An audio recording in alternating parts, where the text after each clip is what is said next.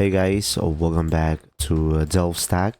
Today I'll be showing you how to add top sites in Brave browser.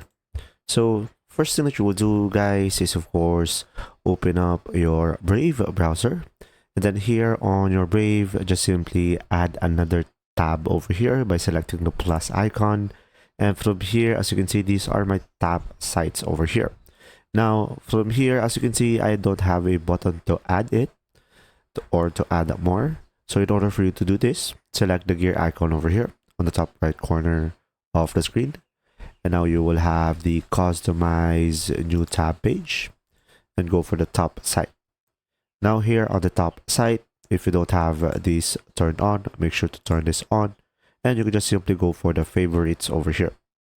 And now automatically you will have the plus icon over here, and of course just simply go ahead and click on the plus icon, and you could provide a name, and from here you could just simply provide your specific URL, and you can just simply select save changes, and automatically you can add a top site on Brave browser.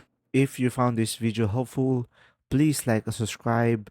And if you have any questions, just simply go ahead and comment down below, and we will do our best to answer them all. And see you in the next video.